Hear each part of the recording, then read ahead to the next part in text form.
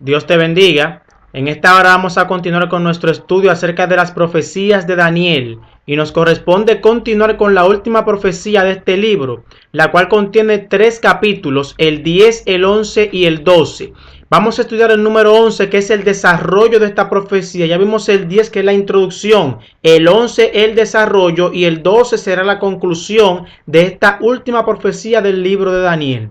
Vamos a ver este capítulo por versículos, versículo por versículo, siendo que es un capítulo muy extenso. Así que vamos a orar para entrar inmediatamente en el desarrollo de este tema, el capítulo 11 del libro de Daniel. Oramos.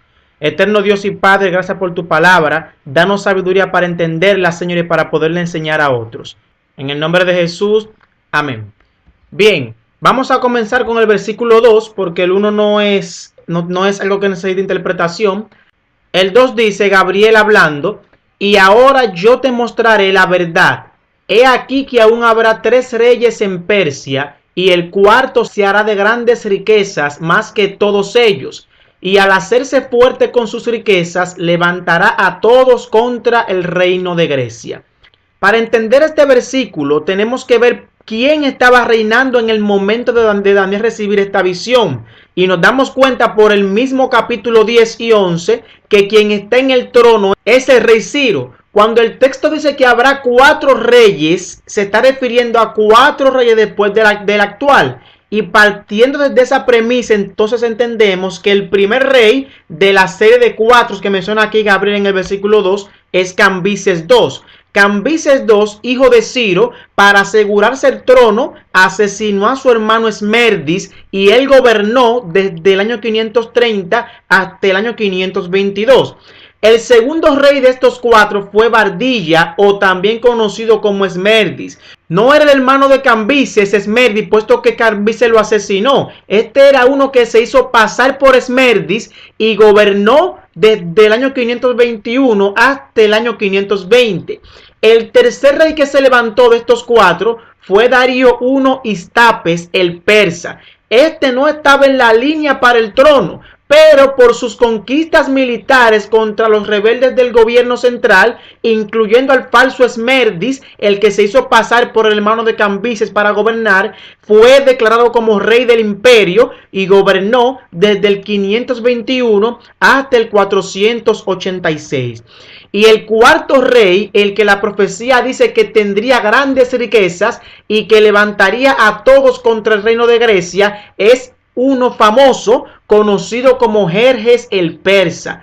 Este era aquel rey que se casó con Esther del pueblo hebreo. Era muy rico y poseía un compuesto ejército por más de 40 naciones. Este rey gobernó desde el año 486 hasta el 465 a.C. y se conoce como el rey que luchó contra Grecia, contra los famosos 300 espartanos, y por este ataque a Grecia es que la profecía hace énfasis en que levantaría a todos contra el reino de Grecia. Hay quienes no consideran a Bardilla, el segundo rey, el falso, el que se hizo pasar por Esmerdis, un rey legítimo, y ponen como el cuarto rey entonces a Artajerjes, hijo de Jerjes, que gobernó desde el 465 hasta el 424 a.C. Pero la profecía quien hace énfasis es a Jerjes el persa, quien fue el instigador para que los griegos atacaran y fueran el siguiente imperio mundial. De manera que los 4 reyes a los que hace énfasis esta profecía en el versículo 2 son a Cambises II, Esmerdis o Bardilla, Darío I Istapes y Jerjes el persa, el responsable de atacar a Grecia y de levantar una futura rebelión de Grecia contra el imperio medo-persa. Los siguientes versículos serán el 3 y el 4. Allí dice, se levantará luego un rey valiente, el cual dominará con gran poder y hará su voluntad. Pero cuando se haya levantado, su reino será quebrantado y repartido hacia los 4 vientos del cielo, no a sus descendientes, ni según el dominio con que él dominó, porque su reino será arrancado y será para otros fuera de ellos. Sin lugar a dudas, estos versículos nos están hablando del rey griego, el imperio griego Alejandro Magno, quien fue responsable de llevar a cabo la venganza griega sobre los persas por el ataque sufrido años atrás a manos de Jerjes el persa.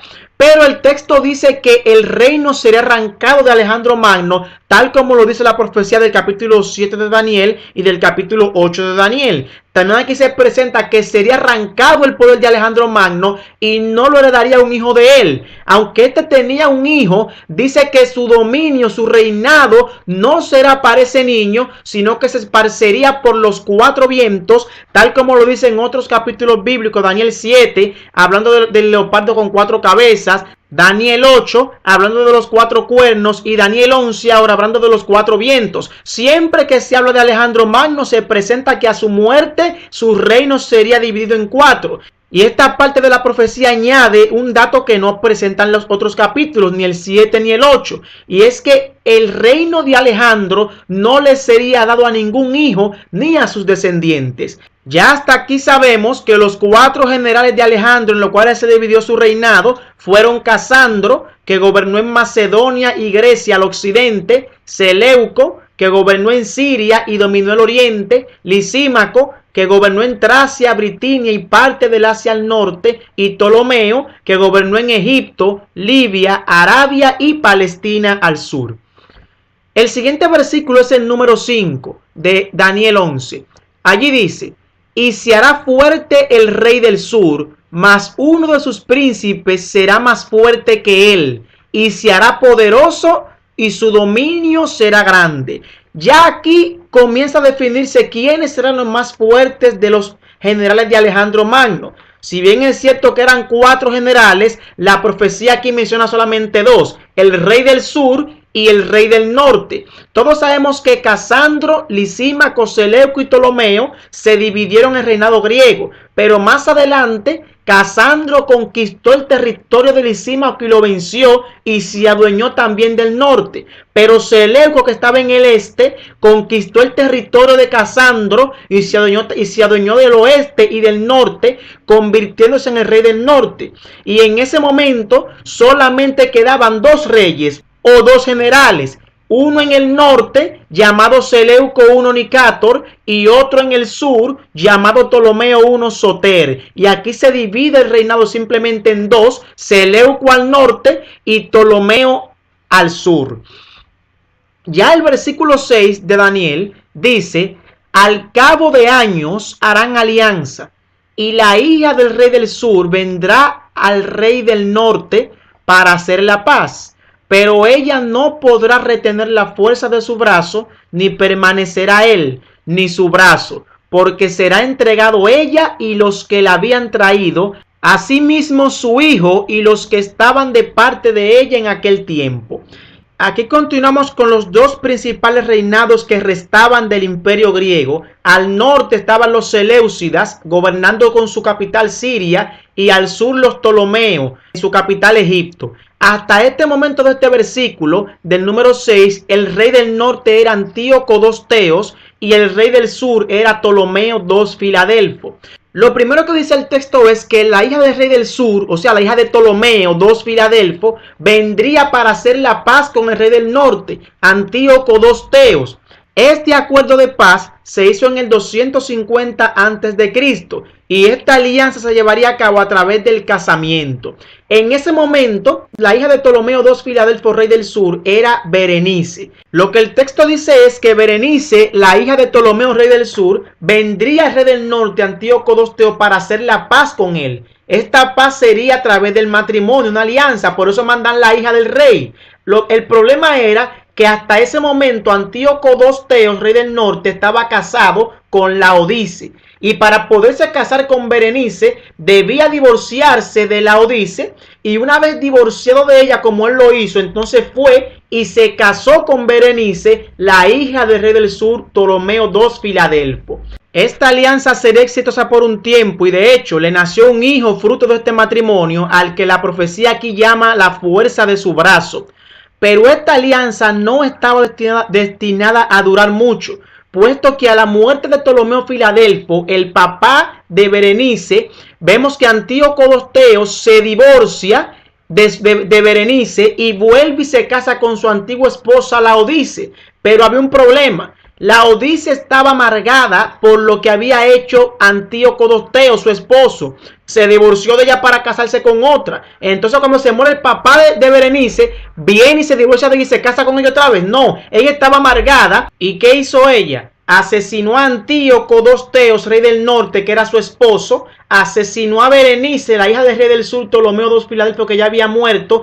Asesinó al hijo que hubo entre Berenice y su esposo Antíoco Dosteos. Y asesinó a todo aquel que andaba con Berenice, tal como lo decía la profecía, que no podrá retener la fuerza de su brazo, ni permanecerá él, Antíoco, ni su brazo, el hijo, porque será entregada ella, Berenice, y los que la habían traído, asimismo su hijo, y los que estaban de parte de ella en aquel tiempo. Y a la muerte de Antíoco Dosteo se levanta un nuevo rey en el norte, Seleuco II Calínico. Esto es lo referente a este versículo número 6 de Daniel 11.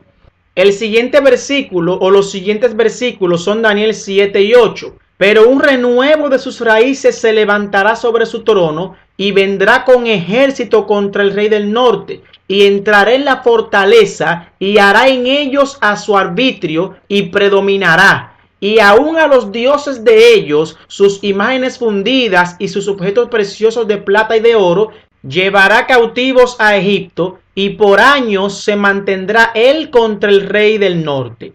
Lo que este texto nos dice es lo siguiente. Evidentemente la acción cometida por Laodice, asesinando a Berenice, a su hija y a todos los que asesinó del sur, traería consecuencias. Hasta este momento, el rey del norte, como quedamos en el versículo anterior, era Seleuco II Calínico. Y en el sur se levantaría un renuevo de sus raíces. ¿Las raíces de quién? De Berenice, que era quien había sido asesinada en el norte. Y se refería, cuando dice a sus raíces, a Ptolomeo III Evérgetes, el nuevo rey del sur, que era hermano de Berenice.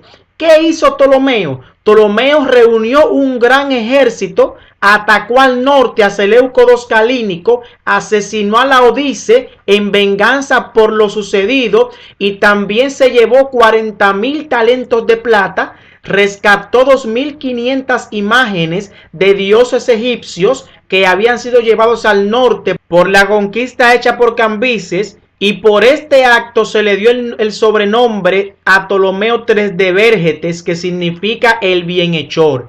Esto es a lo que se refiere el texto cuando habla de que se levanta un renuevo de sus raíces y atacará al norte y hará con él como quiera y predominará y se llevará imágenes de sus ídolos y grandes riquezas. El versículo 9 es el siguiente en que estudiaremos y dice: así entrará en el reino del sur y volverá a su tierra. Este texto nos habla del intento de venganza que hizo el rey del norte, Seleuco II Calínico, contra el rey del sur, Ptolomeo III Evérgetes. Pero fue un intento fallido porque fue derrotado y tuvo que regresar a su tierra bañado en sangre por la derrota. Por eso dice el texto que así entrará en el reino del sur, pero volverá a su tierra porque sería derrotado.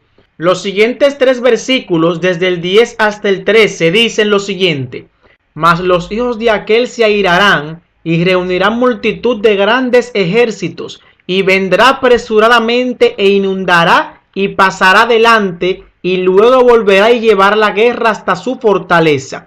Por lo cual se enfurecerá el rey del sur y saldrá y peleará contra el rey del norte y pondrá en campaña multitud grande, y toda aquella multitud será entregada en su mano. Y al llevarse él la multitud, se elevará su corazón y derribará a muchos millares, mas no prevalecerá. Y el rey del norte volverá a poner en campaña una multitud mayor que la primera, y al cabo de algunos años vendrá apresuradamente con gran ejército y con muchas riquezas. Hasta este momento dice la profecía que los hijos de aquel se airarán. ¿Los hijos de quién? De los hijos de Calínico, que querían venganza por lo que había sufrido el norte a manos del rey del sur. Se mencionan hijos, hablando de más de uno. Y efectivamente así lo presenta la historia, poniendo a Seleuco III Serauno y a Antíoco III Magno. De estos dos reyes, el primero, Seleuco III Serauno, fue un rey malo, un rey que no tenía habilidad para la batalla, a tal punto que gobernó simplemente desde el 226 216 hasta el 223 a.C., porque todas sus campañas militares contra el rey del sur fracasaban y sus comandantes, ya decepcionados por ellos mismos lo mataron. Pero Antíoco III Magno no era así. Se le pone el sobrenombre Magno porque se dio grande en la guerra y pudo hacer lo que no hizo Seleuco III Serauno. Antíoco III Magno gobernó desde el 223 hasta el 187. El siguiente versículo nos dice que Antíoco III Magno pondría grande multitud contra el rey del sur, pero que esta multitud sería entregada en manos del rey del sur. Aquí nos habla de la primera batalla que desplegó Antíoco III Magno contra Ptolomeo IV Filópater en el sur, en el reino del sur, que fue conocida como la batalla de Rafia. Allí, aunque Antíoco III Magno llevó grande ejército contra el rey del sur, este fue derrotado. Y el versículo 12 presenta que una vez que el rey del sur, Ptolomeo IV Filópater, venciera esta gran multitud, su corazón se iba a enaltecer y derribaría a muchos millares. Dice, pero no prevalecerá. Y aquí nos habla de cuando el rey del sur vence a la gran multitud de Antíoco III Magno, él se sintió grande y atacó entonces a Judea, que pertenecía a sus dominios, para humillarlos a ellos y también humillar a su Dios. Dice la historia que este fue a Judea, a Jerusalén, y trató hasta de sacrificar en el altar, pero Jehová perturbó a Ptolomeo IV Filópater y lo sacaron casi medio muerto de Jerusalén. Pero este no se quedó allí, sino que se llevó cautivo a millares de judíos, como dice la profecía, y trató de acabar con ellos en un coliseo, poniendo a elefantes ebrios para que lo mataran. Pero los elefantes dirigieron su ira hacia la misma gente de Ptolomeo, y Ptolomeo, según dice, murió de una muerte misteriosa. Ya el último versículo nos presenta que el rey del norte volverá con otro grande ejército y entonces vencería al rey del sur. Y aquí nos habla de dos ataques que llevó a cabo Antíoco III Magno. Atacó al oriente, en el norte. En ese momento de ese ataque ya Ptolomeo IV había muerto y el rey en ese momento era simplemente un niño de 5 años, Ptolomeo V Epifanes. En esta batalla Antíoco III Magno tuvo la victoria, obtuvo el dominio de varios territorios que había perdido a manos del rey del sur y también se llevó grande riqueza.